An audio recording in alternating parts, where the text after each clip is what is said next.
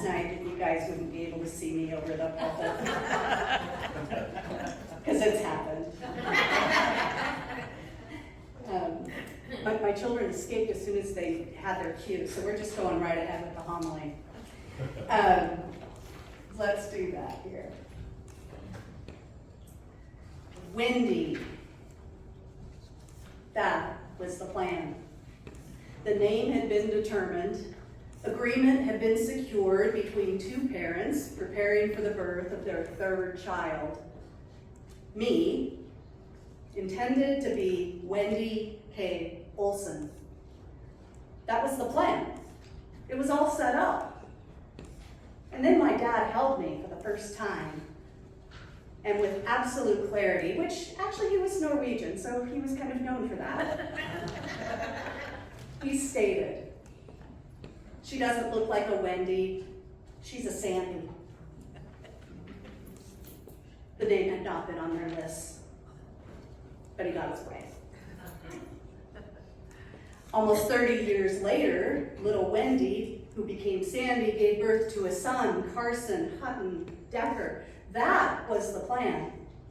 The name had been determined, agreement had been secured between those two parents, preparing to become parents and welcome their first child.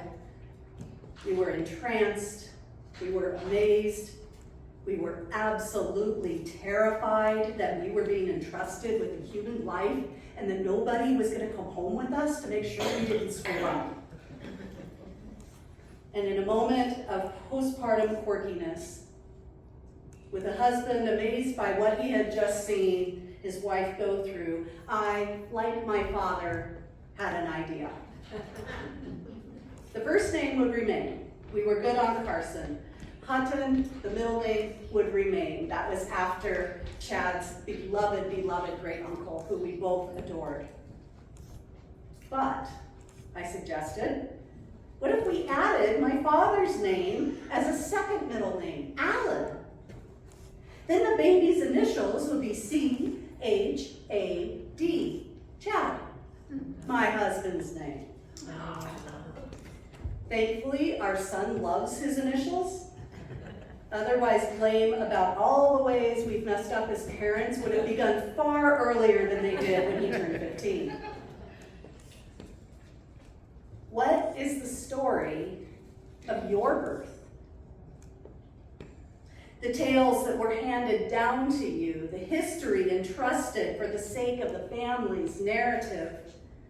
What are those nuggets that early on impacted who you were and who you would become, and even today, who you may be becoming? In the case of the Gospel of John, which you probably know kind of slips its way into all 3 years of our assigned readings, doesn't have his own year. In John, Jesus' first story is different. Unlike Matthew, Mark, and Luke, who mention things like travels to Bethlehem and Magi and no room at the inn and Mary riding a donkey and all of that stuff, the Gospel of John has a different story. It's mystical. It's poetic. The language is so multi-layered that even 20-some years since I've been in seminary, when I looked at it last night, I found new things that weren't in the notes that I had about who this baby has been, is, and will be. These opening words of the Gospel of John are known as the prologue, and they have shaped the thinking about Jesus from the earliest times until now. In the beginning was the Word. Word, with a capital W. This set of letters is found 3 times just in the first verse. Just in one verse. And that number 3 in the Hebrew Bible, which some of us know as the Old Testament, is considered whole, complete, a way to emphasize completeness. From the first 6 words in John 1, we are told that this Jesus, this word offers wholeness. This word is significant. This word will change the world. This one word with a capital W was with God in the beginning of it all. Through this word, everything came about, and nothing came about without this word. Not one thing.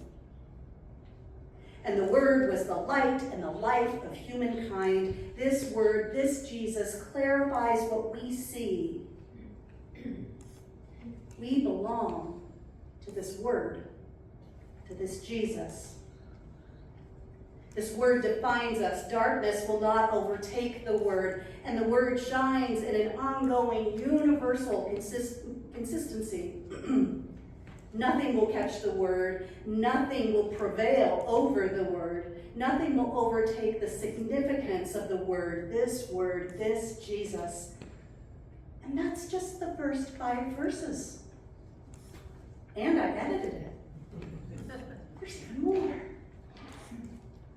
This busy, constant word of all time is active and engaged with humanity and creation from the beginning. And chapter 1 keeps that same packed agenda. In chapter 1 in the Gospel of John, we heard a little bit of this in the reading. We've already heard that Jesus was and is the Word, present in creation, who later comes in human form. We've heard John testify to Jesus' identity. Jesus has begun to gather together a group of disciples. We didn't hear that part today.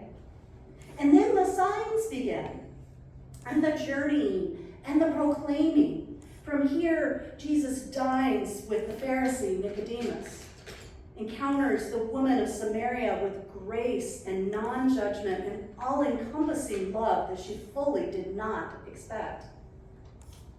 He heals on the Sabbath.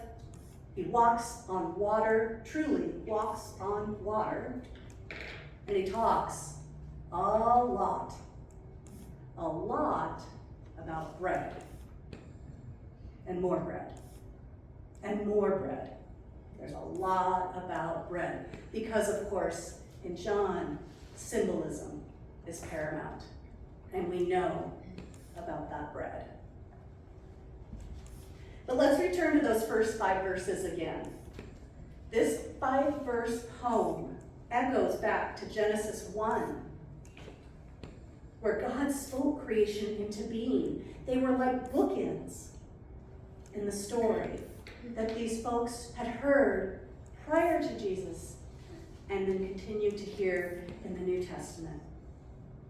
Imagine that Genesis creation stories are 2 versions not just of creation, but also of Jesus' story.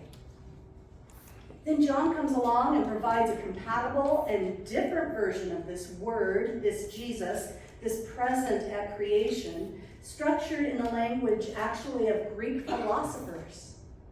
So it was influenced by its time. And God's word creates. God's word gives structure to the universe, to human life, to the values and ways that we define and live our lives. This poem also echoes with the language of these philosophers and their thoughts at the time. We need to hear and consider all of that, and even more, when we think about this 5-verse poem. The world, all of creation, the entire cosmos, needs to hear all of that. It speaks of the Word as eternal. The Word is God, is divine. The Word is creator. The Word is the life and light to all people.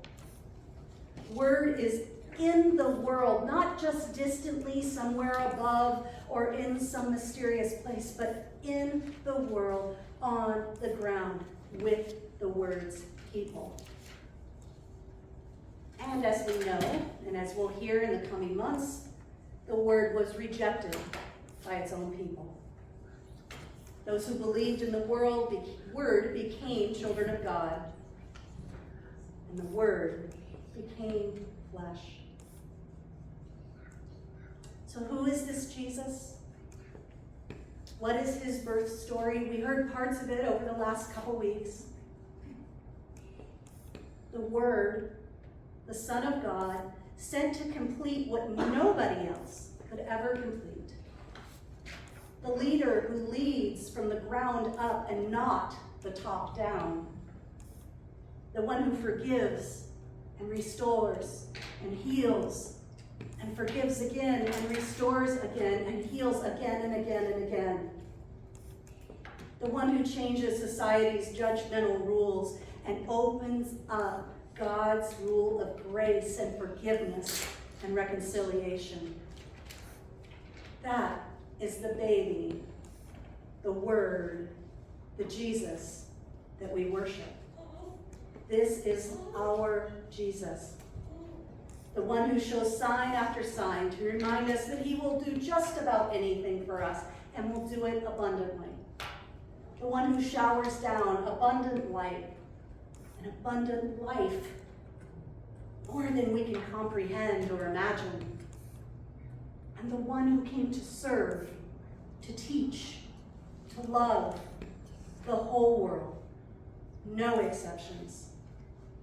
The one who never stops loving us, who claims us and does not let go, who from the beginning has been and will be connected with humanity.